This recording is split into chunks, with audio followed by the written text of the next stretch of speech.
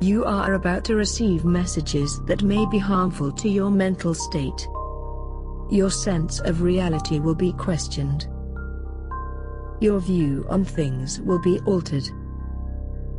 You are now part of the meta. The meta controls everything. The meta determines what will and will not happen. You are watching The Meta Show.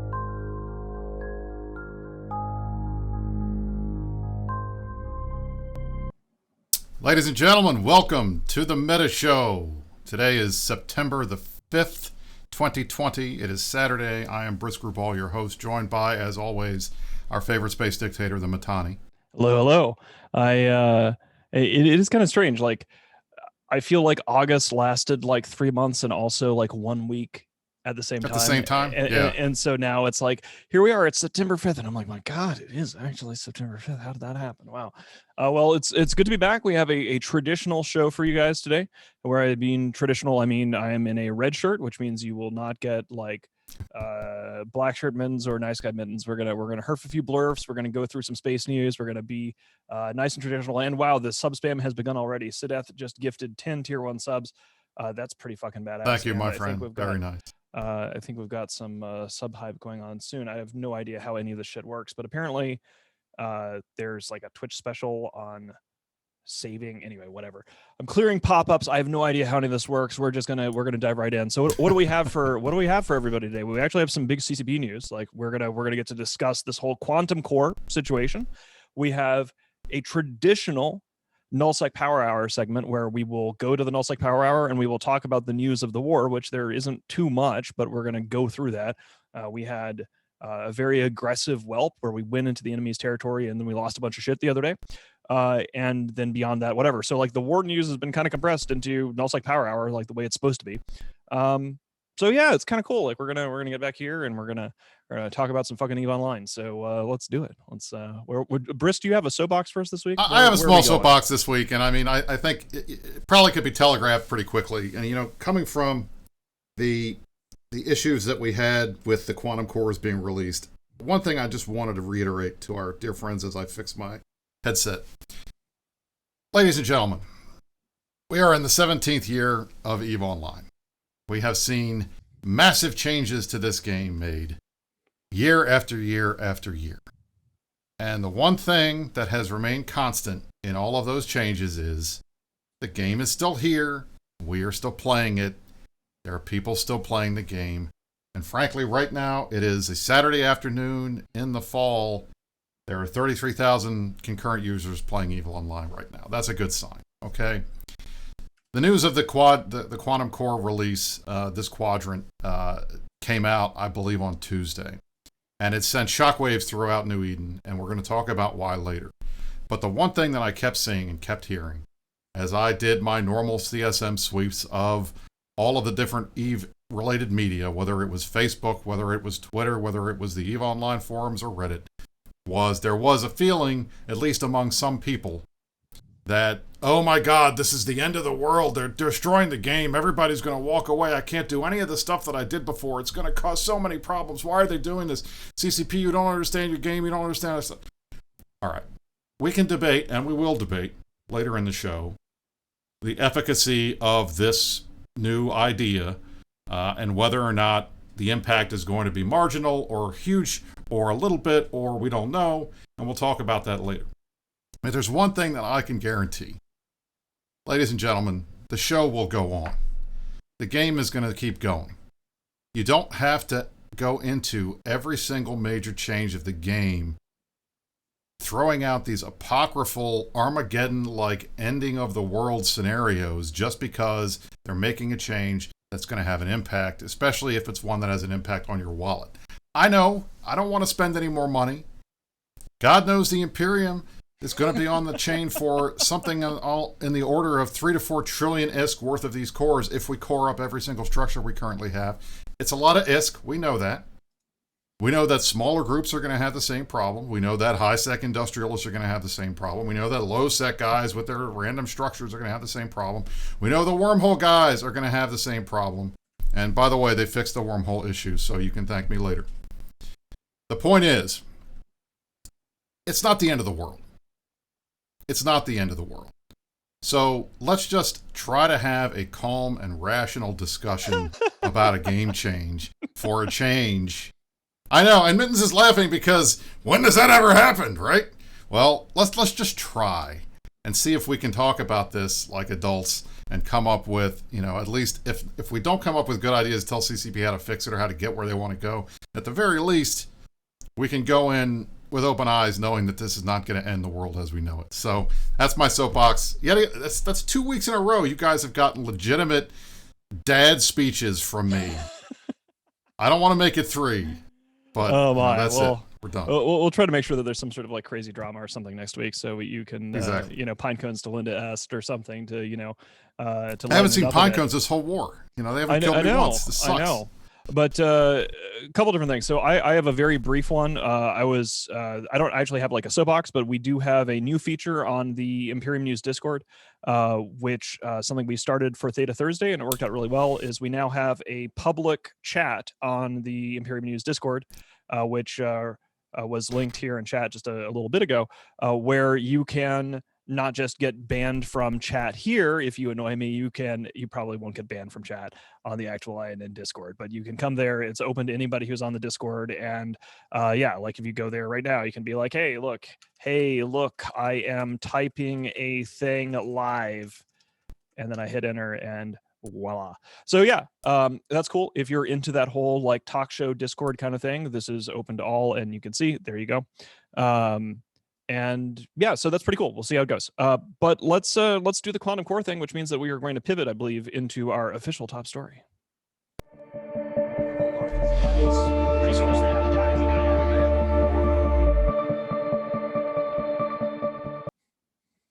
So CCP announced on Tuesday that they are introducing a new concept into the game, essentially for all structures that exist.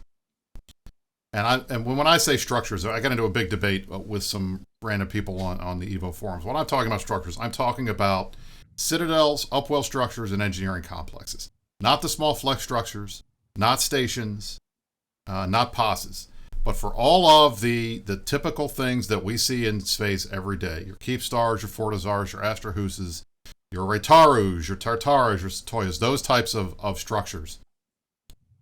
Beginning on September the 8th, a new chip item thing is going to be introduced in the game called a quantum core. What the cores are going to be of varying sizes. They're going to fit into each of these different types of structure, and they have a different cost. They'll be sold by NPCs, and players will have to get them only from NPCs. They can't be built from other players. The point of these cores is, beginning in October, you will not be able to online a structure at all that you're placing anywhere in New Eden if you don't have one of these cores inside the structure. Essentially what will happen is the repair timer that starts at the end of anchoring will never start. It'll be in permanently anchoring state unless you put one of these cores in. And then 2 months later, January the 12th, 2021, all of the existing structures that are currently in the game need to have one of these cores in. What happens if there's no core? Well, then the structure loses tether. It loses the ability to repair ships. It loses the ability to fit ships. So if you happen to dock in one of these stations or structures in January, say January 14th, it doesn't have a core in it, and you want to move your drones around, you won't be able to put your drones in your drone bay. You won't be able to take a rig off a ship. You won't be able to put a rig on. You won't be able to take micro warp drive off the ship and put it back on. You won't be able to fit your ships at all. Now, everything else about the structure will stay the same. You'll still be able to use the clone bay. You'll still be able to use the market. You'll still be able to use the various other types of services that are provided in these structures. Just no tether, no repair, no ship fitting. That's in January. So that gives us all 5 months or so to get this ready to go. Now, these are not cheap. They're going to be expensive, and they're apparently the cost of the value of the core is based on the size of the structure.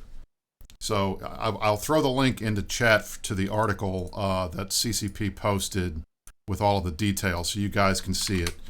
And essentially the smallest of the structures. The Astrahus will cost 600 million ISK. The Athenor 700 million, the Reitaro 800 million, and it goes up from there. Forts will be 4 million, Tataras will be 3.5, Asbels will be 3 billion, sorry. Keepstars 30 billion ISK, and Satoyos will be 10 billion ISK. They've changed the sizes. The new Keepstar and Satoyo size. Originally, there was a big issue that came up. The Keepstars and Satoyo, the volume was originally going to be 250,000 M3, which meant that only a freighter would be able to move these around. There are some Keepstars and larger structures in smaller class wormholes where ships that can carry that size of a core could not go. CCP is in the process. I believe they've already changed that. I think I saw this morning that they changed that to 95,000 so that an Orca with cargo rigs will be able to get in. So the wormhole guys were concerned about that. That's been taken care of. But this is significant M3 for the biggest stuff. The Fortizars, the Tataros, the Asbels are all going to be 50,000 M3, which means you're going to need at least a blockade runner or some kind of a larger type of logistics vessel to take it. And then the Asterhouses and the rest are all 500. So you could fit those in a battleship if you wanted to. So essentially, that is the update. Now, why are they doing this? The reasons that are given, at least the reasons that are talked about in here, is that in Eve, they said death is a serious matter.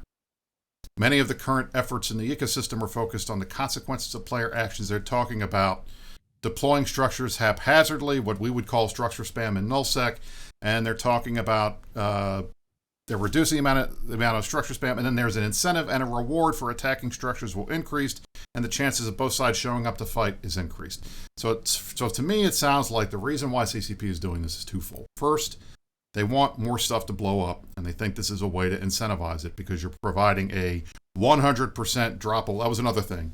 These are loot items that drop 100% of the time when the structure dies, period. So it's going to drop. It's always going to drop. You're going to be able to get it once you kill the structure. And that provides an incentive to go blow these things up, or otherwise you would just have a kill mail. And then they want to combat structure spam. Now, I don't know what they mean by structure spam. We could talk about that because I think structure spam means different things in different areas of space. And for us in nullsec, we use that as an offensive tool sometimes. And I don't think that's what they're getting at because I don't see how this is going to have an impact on it. But we can talk about that. But Mittens, what do you think about what you've seen so far? What's your initial take on these cores, and what do you think the impact is going to be on groups like ours? I mean, I think it's sort of a nuanced situation, right? Like the thing is that CCP has to have a balancing mechanic that is adjustable over time, right? Like basically as structures become ever more of a focus of EVE Online gameplay, and like if they ever finally get rid of the awfulness that is Fozzie and like incorporate the aspects of like iHub upgrades into Citadels and like some of the things that they were talking about years ago, the direction that they were going into, the company needs a method from a game design perspective to tweak dials essentially on, do these Citadels cost more or do they cost less? And so essentially having like a high density bowling ball of lead that you have to slot into one of these things like an anchor, they can then just adjust the cost of these from the NPC vendors essentially to raise or lower the bar of the barrier to entry in a granular way, right? Like, so maybe they decide that they've gone too far with it when it comes to like Athenors or something, and they can tweak like the Athenor core or whatever to reduce in cost. So I think that giving CCP more dials and levers to pull and tweak to do like granular buffs and nerfs is a good thing. I think that I think that this has been a long time coming, right? Like one of the differences between Citadel spam and POS spam, and when we say this, we're saying they're the two words and they've got similar functions, right? Back in the day when you would POS spam someone offensively, a tremendous amount of work would go into that.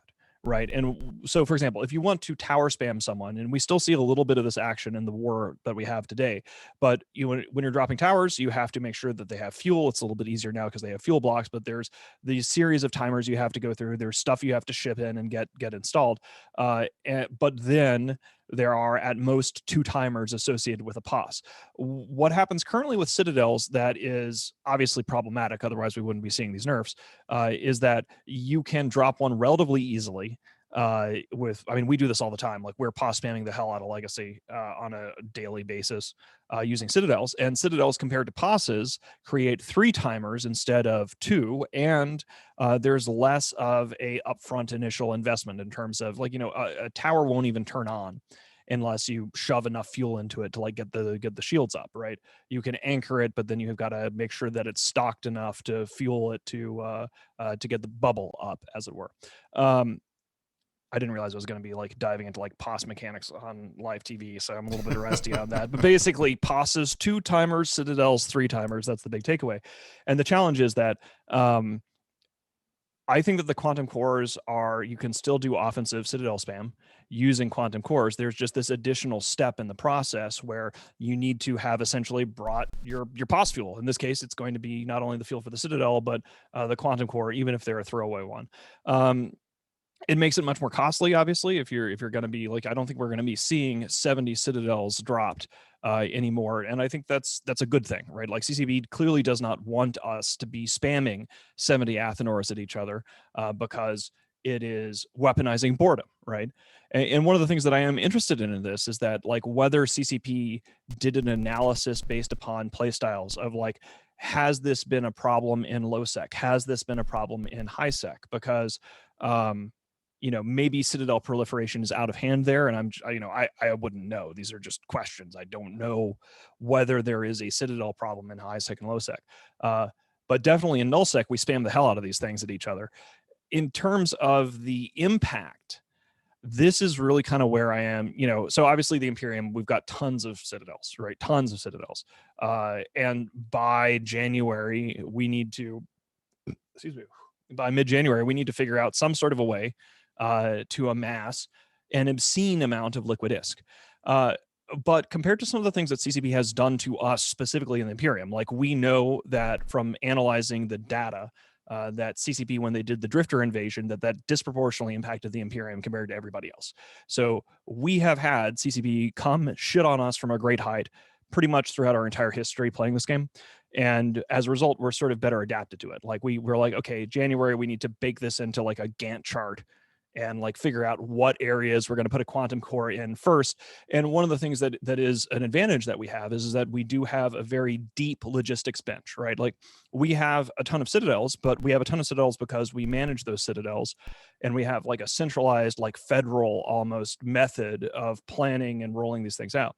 What I'm curious about, and where we've seen a lot of complaints from already, is medium-sized alliances, smaller alliances. Like, I don't know what, a lot of alliances don't even really have finance teams anymore. A lot of alliances don't even have logistics teams, right? It's like a lot of what I would call, if you wanted to get sociological, which I always want to get, and compare the alliances that are like, have made the jump to being like space empires, right? Like, the alliances that are much more behaving like an empire rather than an internet spaceship video game guild are by nature going to be more well adapted to this. Like, I don't know how Fraternity handles their logistics, but I imagine that they have like a system or something like that set up. But for those groups that are like, how is Brave Newbies? And I guess I shouldn't use them as a sympathetic example because they fucked with us, and so they're like on the bad guys list now. But just as an example, how is Brave Newbies or Evictus or any of these like rando little alliances that make up Legacy going to scrounge the ISK necessary to be able to do this kind of thing if they probably don't even have much of a tax base? I don't even know if they're getting a share of the TTC profits. Like, for all I know, Villy doesn't actually give. I mean, if Evictus is getting TTC profits, I would love to hear it. I actually haven't checked that. Excuse me. So yeah, I mean, I think it's a nuanced thing. I think it's good for the game. I'm not concerned because mostly it impacts our enemies. I have no sympathy for them. So like, it's one of those things where like, if from the gameplay perspective, like CCP is doing this and like we all have to eat a huge upfront liquid cost that's basically put on a calendar by January or by October if you want to be doing Citadel spam offensively, I'm confident that we can handle it. I think a lot of our enemies and a lot of other completely random people are going to be up shit creek, basically. And then the question is is that what CCP wants, right? Because then this becomes kind of like one of those things where maybe part of the design is actually to screw the players over. And I don't mean that in a, like they're screwing us over in a bad way, but more in like an intentional way rather than an accidental way. They nerfed low end, like the whole supply crunch thing. This might also be a way for them to try to take some liquid ISK out of the system by essentially taxing these alliance wallets and saying, okay, you guys now need to pay an upfront cost. You can't build it yourself or anything like that, to shave a few percentages off of it. Yeah, I don't know. Hopefully they'll tell us more. That's my overall analysis on it is, Well, and that's the thing. I think I have been wrestling because I can see both sides of this, and I can understand. I see it from your perspective, and I think the larger. I think what I've tried to explain to people when the inevitable complaining about this screws the little guy over, because that every change that happens in Eve screws the little guy, because the little guys have the least ability to adapt because they have the least resources and the fewer members. So there was always the claim that this is going to screw the little guy. But I thought, at least in this situation, this is one of those things that impacts the big groups as much as, if not more, than the smaller groups. Sure, it's going to be an inconvenience to the smaller groups. They're going to have to fork over more ISK. They may have a bigger target on their back than they otherwise would have from the groups that are going to go out and they're going to farm these structures because they want to get, it's a guaranteed payday. At the same time, talking to those groups, they're not that excited about this either because they hate structure bashes as much as anybody else does. So the fact that this is tied to structure mechanics doesn't make them exactly happy. It's not like that yes, it's ISK, but it's ISK in the worst, most boring way possible. And that's it's worse than mining, honestly. So I think a lot of these guys are looking at this and they thought in the beginning, hey, this sounds kind of cool. We have a guaranteed payday. And now they're thinking, yeah, but we got to go bash some structures to get it. Is it worth the time and the effort? And we'll see whether or not that plays out. But it does impact the big groups for exactly the reasons Batani said. First of all of the big groups that have large amounts of structures, I mean, like Keep Star size, we have 60 plus Keep Stars. That's 30 billion ISK each. We're talking at least 3 trillion just in Keep Stars that we have to deal with in order to get, and just to take care of that. All of the other major alliances have the same level of infrastructure, have the same nut that they have to pay. And right now, we're fighting each other. So and we dropped 3 more Keep Stars this week. Like we dropped 2 in 1DQ1. One. There you go. That was another thing. We're going to have a fireside, but we had fleets out, so we're doing the fireside after the meta show. But we dropped 3 new Keep Stars this week. So like obviously we are bullish on Keep Stars. We are bullish on structures, despite the fact that that this thing is happening. Right. But another thing to keep in mind is that like you can do a phased rollout. Like the structures that are dropped before this happen, like if you don't install a quantum core in them, like you don't get tether, you don't get repair. Some of the normal things are not there.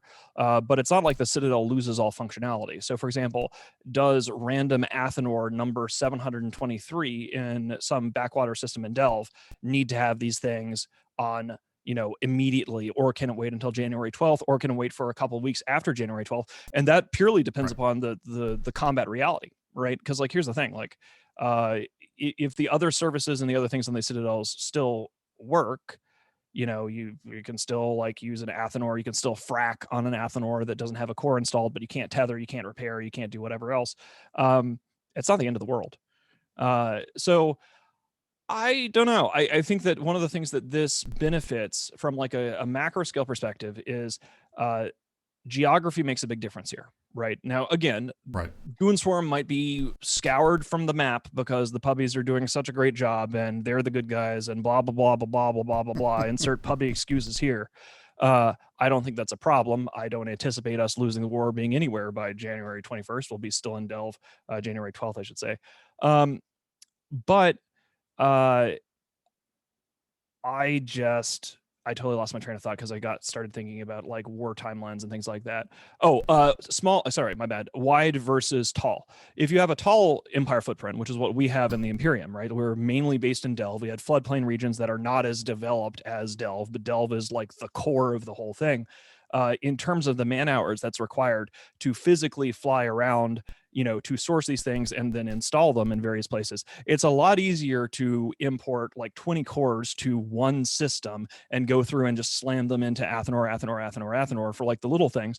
By contrast, if you have a wide empire, right, like if you have a less dense resource extraction economy, and you have it spread out over a zillion regions, which is what our enemies have.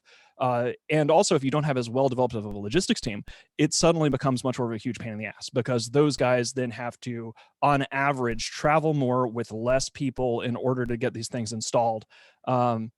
I think in some cases, for the more archaic alliances, you will see them just have this devolve to corps. Like they'll just say, like if NC Dot tells everybody each corp is on their own, and Vince yells at them and punches downward like Vince always does, and said, "You suck and you're out of the alliance if you don't, and your corporation doesn't fix this stuff because NC Dot is so great. Everybody wants to be an NC Dot." Like that's Vince for you.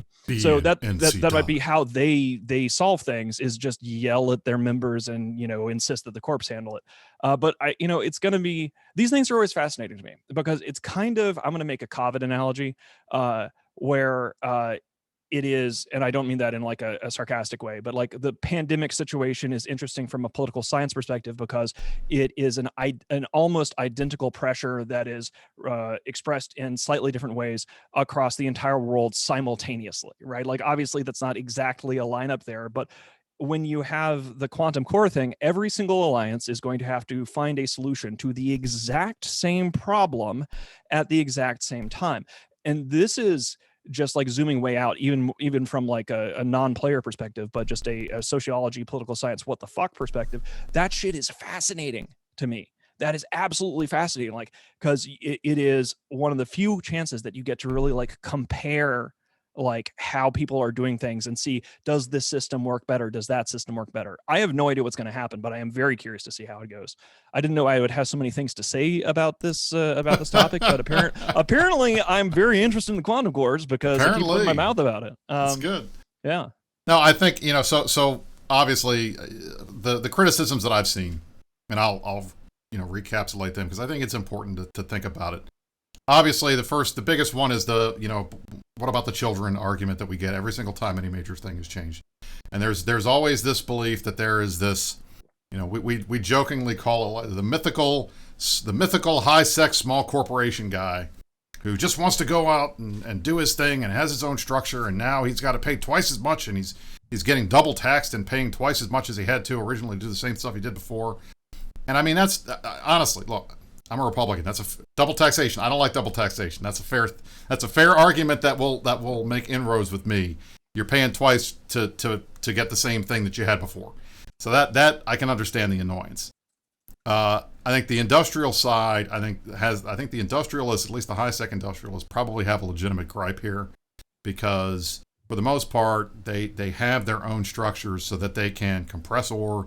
They can do industry. They have more industry slots. They're not competing for the industry slots in the public stations that tend to ramp up the closer you get to JITA. I can see that their desire is to be left alone to be able to do what they're currently doing, and they need these structures to do what they do. And they're not going to be able to do that if they have to either pay twice and then see their profit margins cut, or at the same time, they got to deal with the impact of having all of these war deck and ganking groups out there looking around trying to find, small corps with structures that they can war deck and go kill their stuff and get the core and make some money. So, in the end, think about it this way. One of these cores is, say, 600 million for an Astra whose core. That's 6 war decks cost right there, just from one structure. You win that one war, you kill that one structure, and you've paid for 5 or 6 war decks. So that, there is an incentive, and the amount that's put in there is pretty significant. In terms of incentivizing, providing a way to go after these guys, I think that it probably will do that for the smaller things. On the higher end, I don't see the need. I don't know why. There's no need to incentivize killing Keepstars and Satoyos by adding an IS cost. Because first of all, one, that somebody's this is going to turn into a Cable Uda stealing the core every time their Keepstar dies, like it happens with the Blood Raider Satoyo stuff now. Somebody's going to figure out the way to do that, and the people that actually do all the work to kill the Keep are not going to be the ones that get the core, and I guarantee you that's going to happen, because it's already happened.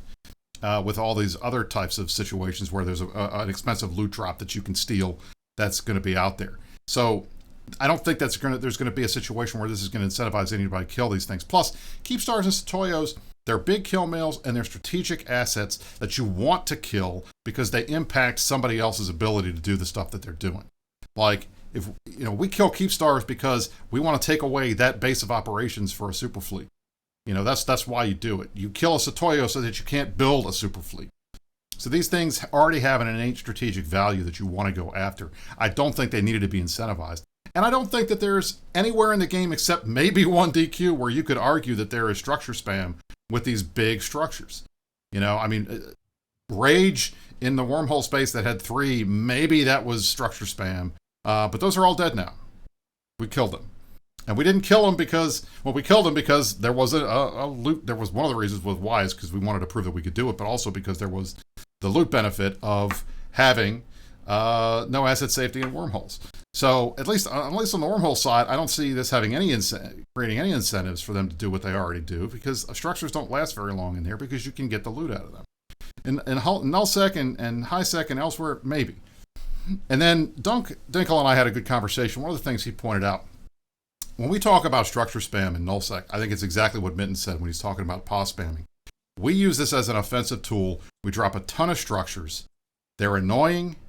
They shit up the overview. They require somebody to go and clean them up. And that's taking bodies off the field that could otherwise be in fleets, making them play, doing something boring, so that the next time that a ping comes through, maybe they're like, well, I just spent last night clearing out 7 structures. I think I'm going to read a book now. Or I'm going to go get in the tub. Or I'm going to go take a shower. I'm going to go outside. Or I'm going to go do something else. They're not going to log in for a fleet. That's kind of the point of structure spam. In highsec, we've already gotten rid of all the abandoned structures that have just been dropped by people that aren't playing anymore. That ship has sailed months ago. So what's left? Maybe there's a system, 10 jumps out from JITA that's convenient because of traffic routes or whatever, and there's a ton of structures in there. Is that spam? It's only spam if nobody's using them. But if they're all being used, what's the issue?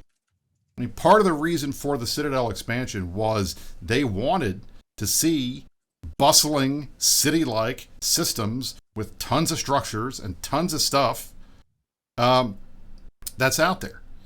They want that. So in the end, that was the goal of the Citadel expansion. I think it's been achieved. But now they're claiming that, or at least people are saying that that's not what they want because there's too much stuff on the overview and it gets confusing. I don't know. I just think some of these arguments, they seem internally conflicting, and I can't tell what the actual goal is.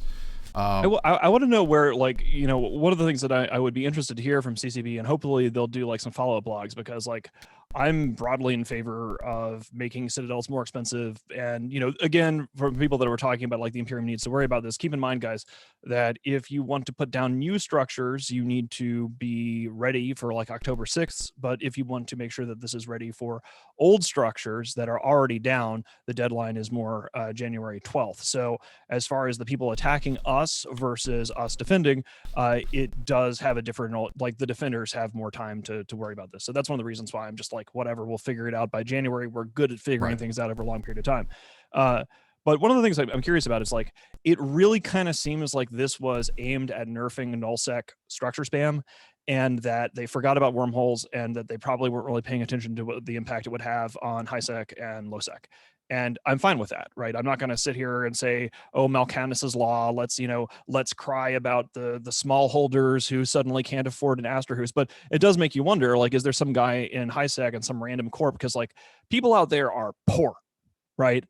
They are poor at a level that even nullsec people in Pandemic Horde are vastly richer than randos in highsec, and lots of randos in highsec have these Asterhuses and stuff like that, and they're going to be for them, get 600 million ISK or get $1 billion or $2 billion more ISK for your structures or whatever is way bigger of an ask than just out of nullsec. It's okay, well, we got to pay another tax. All right, let's figure it out.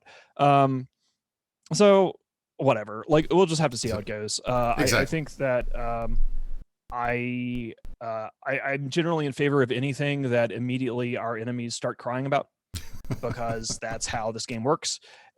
And we'll see how it goes. But yeah, let's talk about some more. I've had enough. We're done talking enough about the structures. boring stuff, guys. You can come back. You can turn off Pornhub, come back and watch. We're going to talk about some fun stuff. So let's hit it.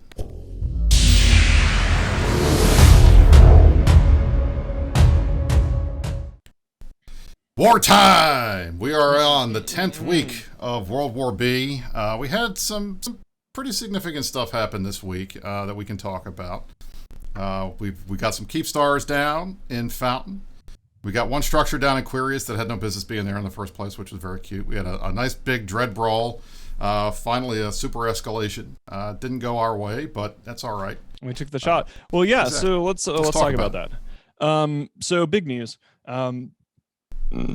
Excuse me, guys. I had a BLT just before the show, and it was delicious, both going down and coming up. So let's talk about this. We have some news. It's sort of like a thing. If it wasn't for the fact that we just got bored of these guys not doing enough, and like we went for them in G Magic the other day. Let's put it like this.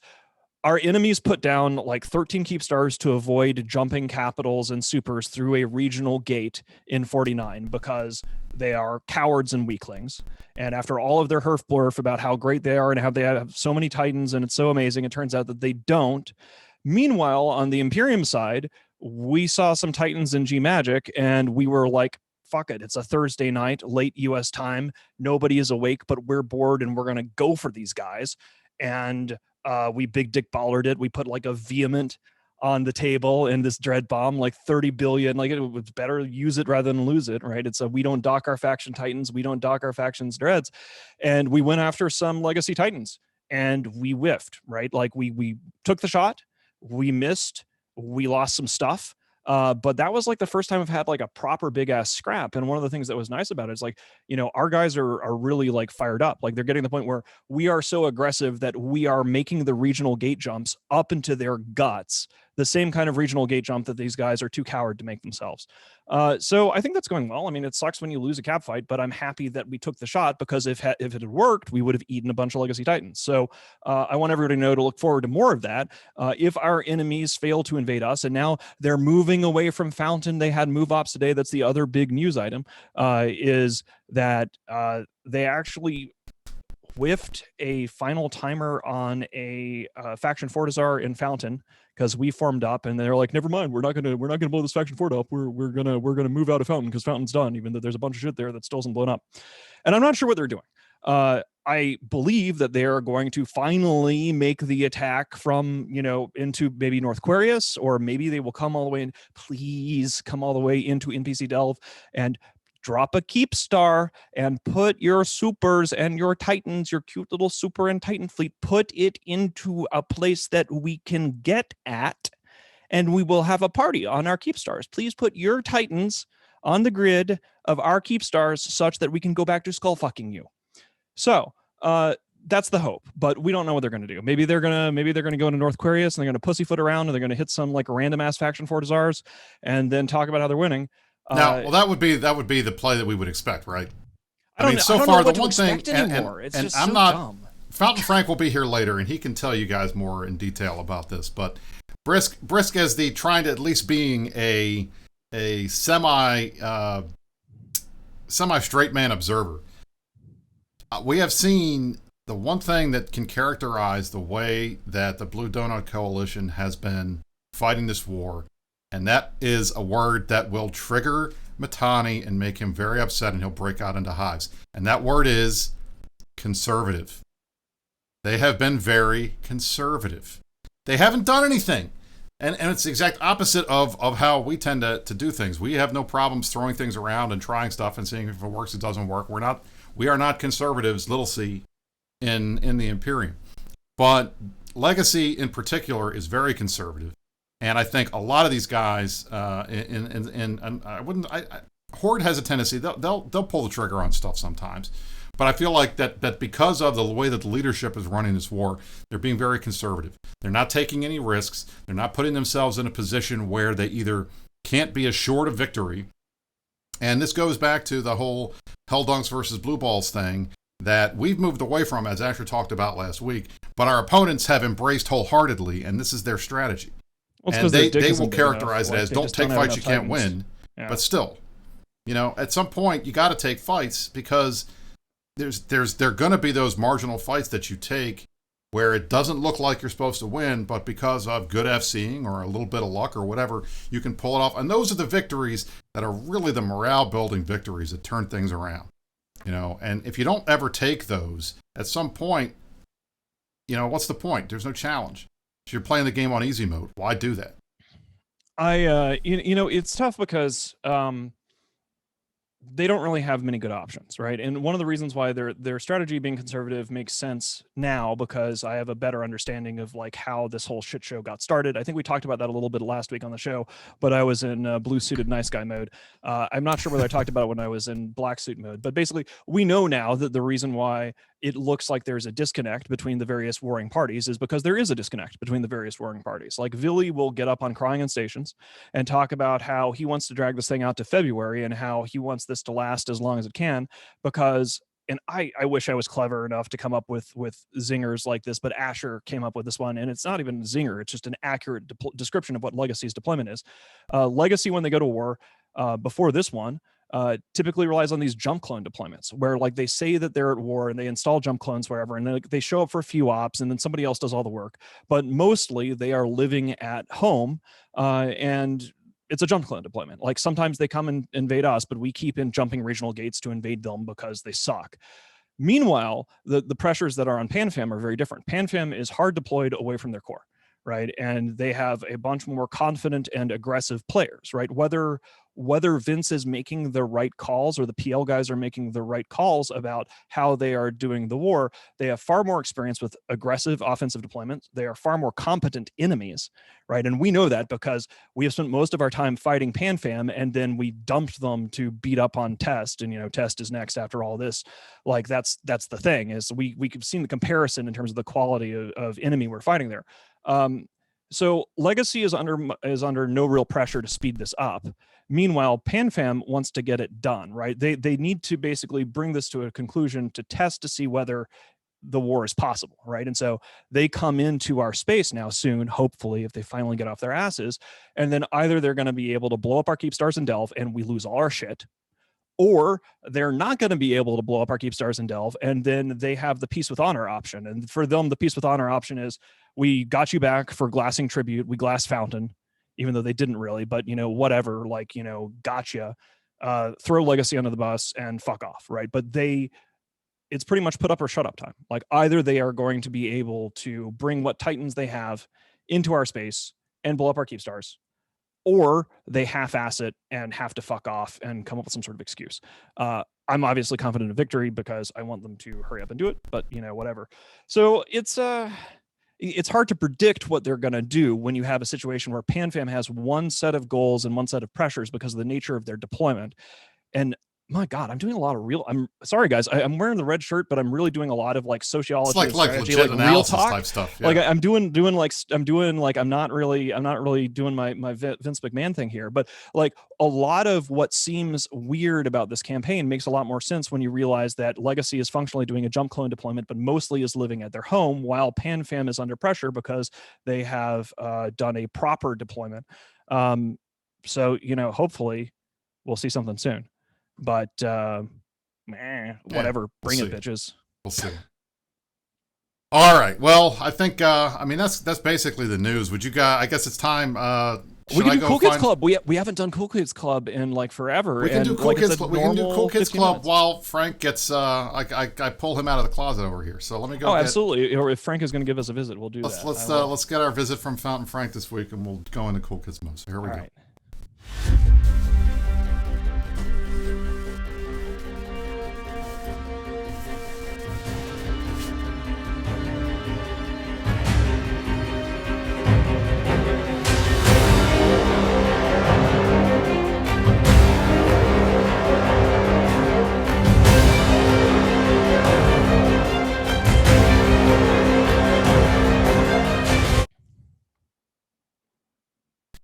Ladies and gentlemen, welcome. I am Fountain Frank. Thank you again. Let me fix my little jacket here because it's all jacked up. I have to say, I'm very much appreciating the fact that I get to hang out on the Meta Show every week now. This is kind of cool. So thank you, Matani, for inviting me back. I appreciate it. Thank you so much. You are a voice. I believe you are a voice that we need to elevate and center, a voice that needs to be heard. Only the truth on the Meta Show. I know that some of our critics on the Meta Show have said that we spin too much. And I really want to point out, we never spin on the Meta Show. This is we are a more serious TV show than Crying in Stations. We will find more hard news here. We will never lie. We will never spin. We take this 100% seriously. All real talk all the time. Fountain Frank. This is why I'm here. We're never going to give you up. We're never going to let you down. That's what happens on the Meta Show, especially during the Fountain Frank War Update segment. Now, two major things happened today, this week, that I wanted to talk about. The first was this quantum core nonsense. Now, I will tell you, the biggest winner of this quantum core thing has to be Pandemic Horde. And why? Why is Horde the big winner? I will tell you why Horde's the big winner. They're the big winner because their AWOXers killed 4 Horde Keep Stars in Fountain, and a Snuffed Keep Star, and a Culture Keep Star. Those guys, they're happy. They're all dead. They don't matter. But these 4 Horde Keep Stars don't need a quantum core in January because the AWOXers killed them. They just saved Horde 120 billion ISK. Do you know how much that is? That's like half a Horde Cormorant fleet. That's crazy. They can afford all kinds of stuff now that they couldn't afford before because they don't have to pay all this extra cash. So you know what? I had to say, I was wondering, honestly, why these Horde AWOXers were doing this. But apparently, I don't know if they had inside information. I doubt it. But I'll tell you, they are like the super luckiest people on the face of the earth because now, without having to deal with all of those crazy Keep Stars in Fountain that they've had for so long, they'll be able to fund SRP and cover like half of a Cormorant. It's going to be great. So congratulations to Pandemic Horde. You guys are the big winners of the Quantum Core release. And I'm sure that you're going to be happy about that. So that's the first big news. The second big news is there's more. You discussed the whelping of a Dreadnought fleet in G Magic. Now, our enemies look at this and say, well, it looks like the Imperium whiffed. They weren't able to kill any Titans. They lost all they jumped the regional gate. First of all, as always, keep in mind, Test can't jump regional gates, but we can. And that's what we did. Because if we're going to have a fight, we got to go do that. But think about it this way. Asher was the FC of that fleet. Asher is smart. We know Asher is smart. He is a very intelligent, very charismatic person. So why would he, of all people, take a fleet in there with the chances that it's going to get blown up? You know why? I'll tell you why. Because here today, we're going to tell you the real reason why that fight happened. It was the single largest example of Imperium insurance fraud in history. All of those dreads had platinum insurance, and it was running out. So what are you going to do with them? You can't lose that insurance. It's like 1.2 billion ISK. That's free money. So you know what? Why not take a shot? We'll fly them through the gate. We'll go over there. Oh my goodness, we lost 300 billion in dreads. It really didn't cost us a penny. There you go. So not only did Asher get his guys to go over and kill a couple caps and have some fun and something to do on a Thursday night, they all got paid doing it. So there you go. Actually. That fleet, insurance fraud. And I'll tell you right now, all those dread pilots, between the insurance and the SRP they're going to be getting, those guys just made bank. Thank you, Legacy, for helping us to clear out some of our massive caches of dreads and put some money in the pocket of our guys who can't go and do what they're normally doing. So there you go. Oh, my God. That's it. We got it. Thank you, Fountain Frank. I appreciate that. That's it. As usual, your presence, Found Frank. I don't know. You're always very highly in demand. I don't know if you need to go monitor the edge of our territory to help defend us, or whether you're going to stay with us for a little bit. I have to go back. I'm Okay. going to go find Brisk. I think he was making a sandwich, and I'll have him go back, and then I will see you all next week. But I want to thank you again for allowing me the pleasure of your company, and I will see you next time on the Meta Show. Thank you so much, Founder Frank. You are a blessing wherever you go. Okay, now I sorry guys, I got to try to collect myself to use my words after that, because I am dying after that. But yeah, no, it is. I'm just happy to have a fucking dread fight. Like, one of the other things that I guess I probably shouldn't talk about is like this whole like dreads. Oh my God, dread cache is here, dread cache is there. One of the reasons why wars are kind of on the side of the defender, like if you're attacking, time is on the side of the defender, is that like, you know, you can build stuff, and we're building things, we're being more aggressive, we're having fun because like these guys are not attacking us enough. So actually I shouldn't talk about that on live TV, but I want to.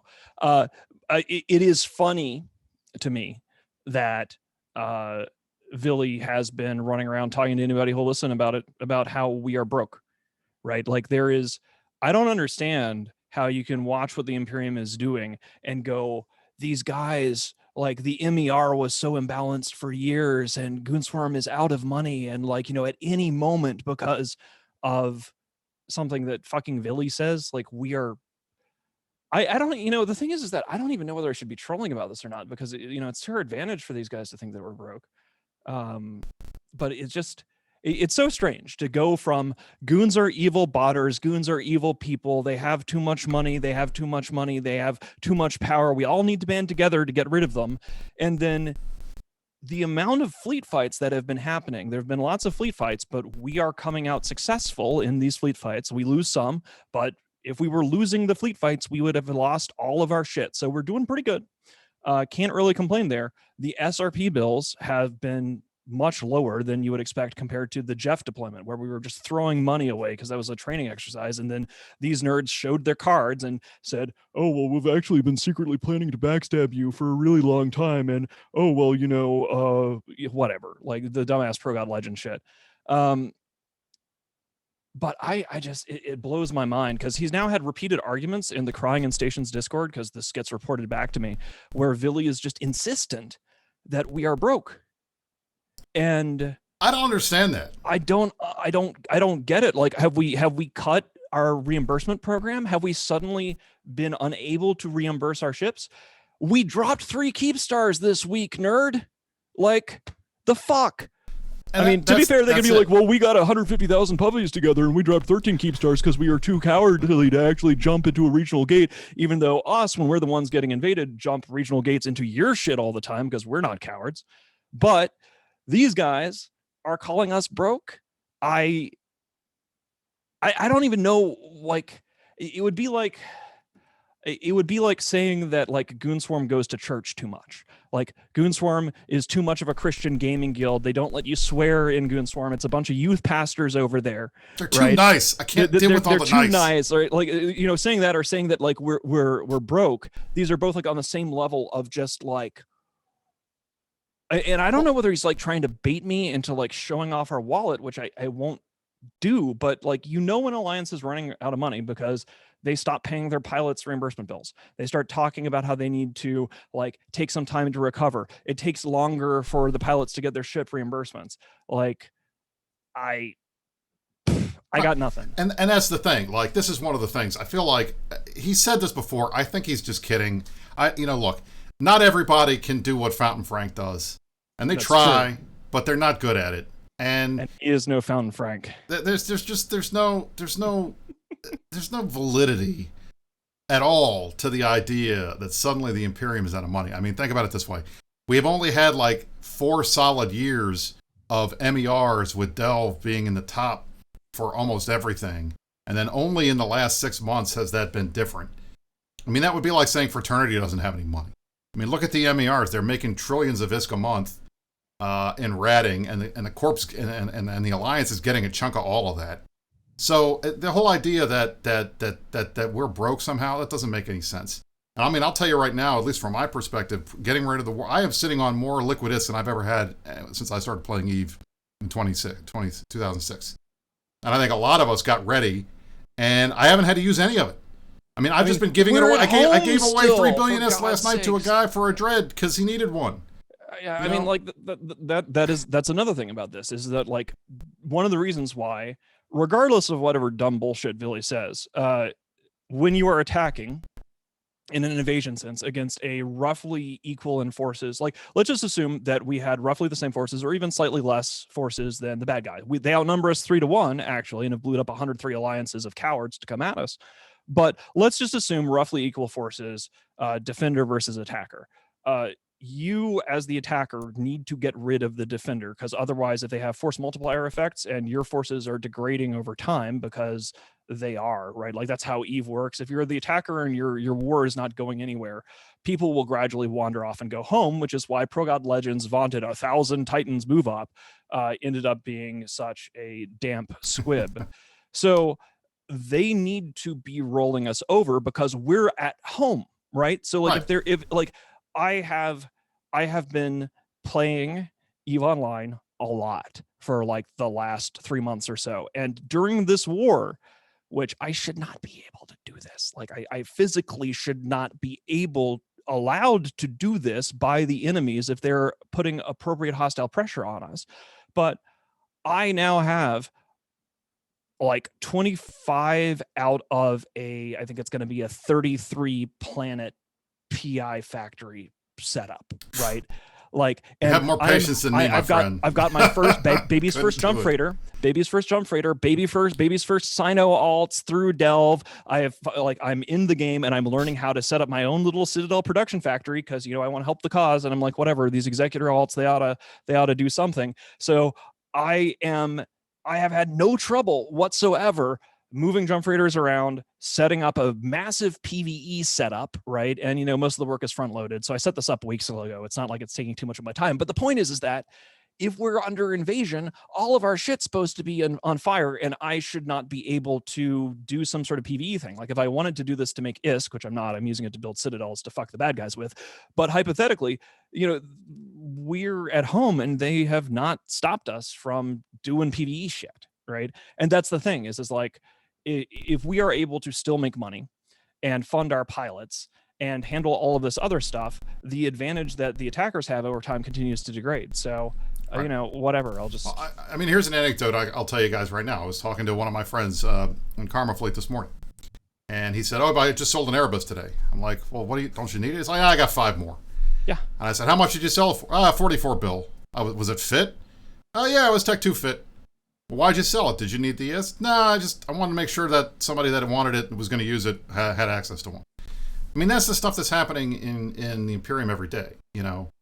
We have been focused on getting Titans to so many people for so long. We've been focusing on supers for so long. We're sitting on vast stores of wealth, and we have been. It's one of the reasons why CCP keeps nerfing wealth generation, because we taught the rest of the world how to do it, and they started catching up. So of course, then it's going to get nerfed. So some of these, if you're going to make good propaganda, it has to have at least a grain of truth in it, unless it is so absurd that it's obviously satire. And you guys can tell the difference between what is what. But some of this stuff, you got to shake your head and you're just like, I mean, I know. Look, the only person who gets on more shows and talks about more stuff than me is Villy, and I give him credit for that because he's there even places that I'm not welcome anymore. But I'll tell you, it's just interesting to see and hear the types of stuff that they put out, because it's really divorced from the reality that we are seeing on a day-to-day basis, which is weird. Yeah, we haven't had a chance to really take questions. We did Cool Kids mode, and one of the fun things about Cool Kids mode is we got a little bit. I mean, we're a little over. We can take some questions if people have them. If there's like stuff that you guys are interested in that you'd like. We're the flagship show. We can go over as much as we want. Yeah, we can do whatever the fuck we want.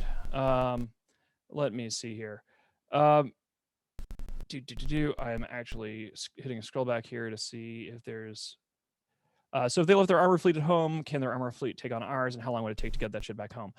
So that is one of the things that has been interesting about the legacy commitment to this war, is that they are keeping, let's just say it's a complicated system of who is what where on the legacy side as to where they have which of their supers. And then that tends to go even crazier whenever we jump into them and start burning their shit down, because then they repeatedly have to say jump clone, jump clone, jump clone, everybody come back here, and sort of it's a hot mess. I think that if I basically, what's going to happen here is, if PanFam and Legacy do not manage to push our shit in a very rapid way, like within the next month or so, right? Like if they bring their stuff to North Quarius finally, or maybe they put a keep star in Quarius, maybe they put a keep star in Delve, and then they move in there, and then maybe on some Thursday they might start trying to reinforce our keep stars with their Titans. Then we see whether this thing has legs or not. And if they are not able to delete us out of Delve, which obviously we're working to make sure that that doesn't happen, but if they are unable to break Delve, to burn down our keep stars and stuff, then Legacy is fucked, right? Like you start chewing on Brave with the regular forces, which we're currently doing. Like we're messing with them, we're going to continue to mess with them, and then as the pressure from PanFam declines, because presumably if we are not getting deleted, we will have won some of these major keepstar battles, and the bad guys are going to have to fuck off or keep feeding us Titans, one or the other. Then we get to have our way with Legacy, right? Like it's, it could be, and I think that after they try to do Delve, if we are not all dead, then Legacy is toast, because we just have more everything than they do, and they fucking suck, and they bit off more than they can chew. And there is absolutely, like, even in a scenario where we did get deleted off the map, there is nothing stopping us from just following Legacy around and flaying them. So, well played, Pro God Legend and Villy, you fucking geniuses. So yeah, I'm not really worried about like their armor timer, like their armor fleet that they're holding at home, because essentially they have to blow up keep stars in Delve or die, right?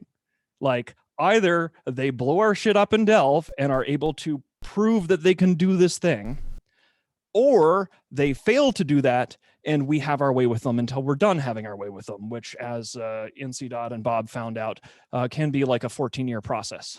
So, but even then, I mean, the thing is, even if they kill a couple keep stars in Delve, their stated war goal from the beginning, goons have to be out of the game, eradicated from the game, because we're so evil and we're so toxic, and good guy Villy and good Pro God Legend are going to save Eve Online from the evil Goonies. Pro God gave this whole long ass fucking speech about how we're going to have a game worth playing, is what he said at the end of this war.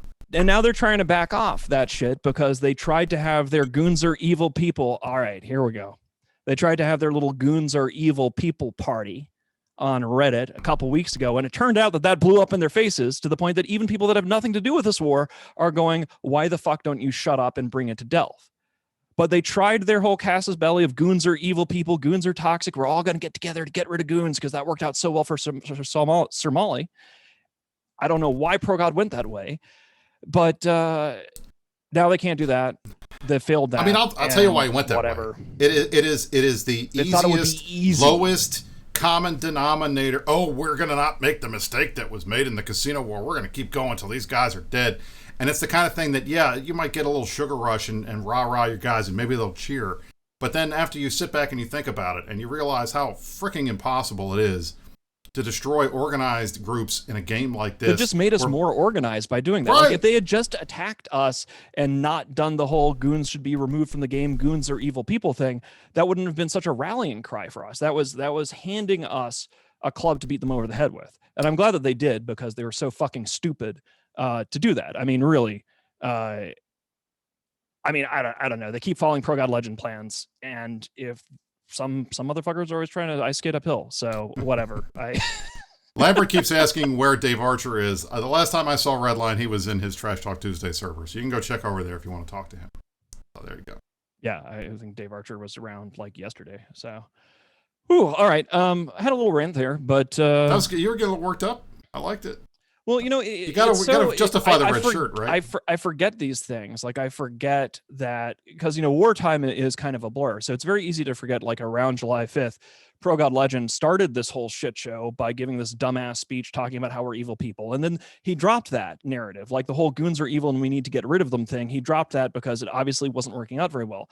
Several weeks go by. Asher says goons are actually good people. And the people in Legacy who hate our guts the most flipped their shit like children, right? Like absolute crying for mommy to bring them tindies.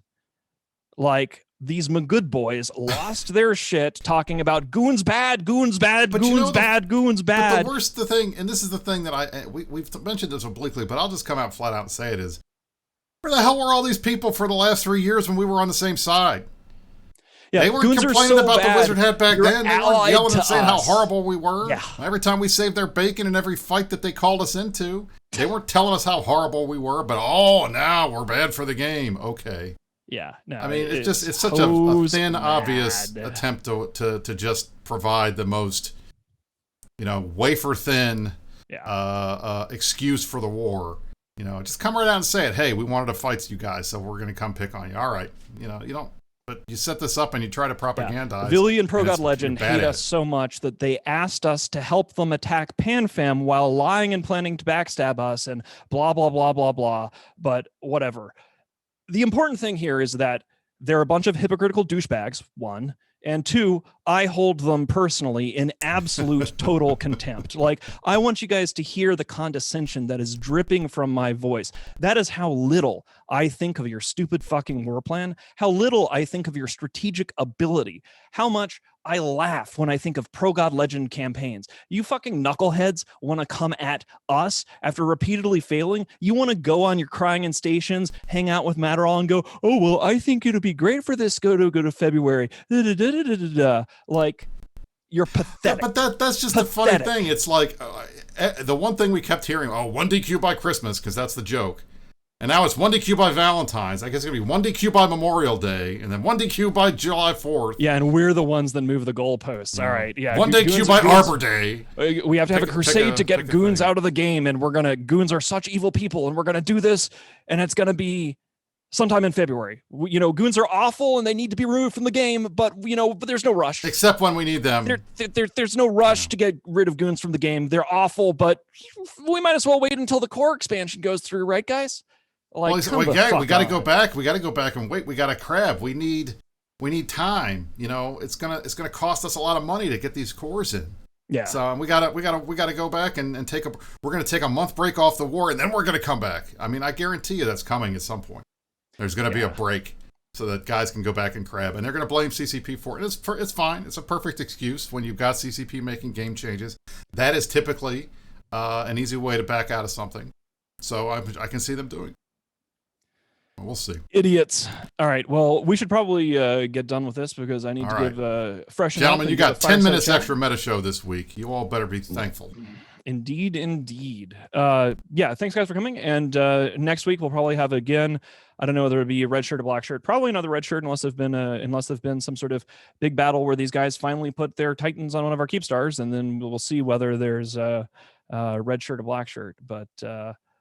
Yeah, thanks for coming. It's great to be back. Great to have a traditional show, and I'm glad that CCP gave us news to discuss with the quantum cores. And hell yeah. All right, ladies and gentlemen, this has been the Meta Show for the week of September 5th, 2020. I'm Brisker Ball, joined by the Matani. Pine cones to Linda Est, and you stay classy, New Eve.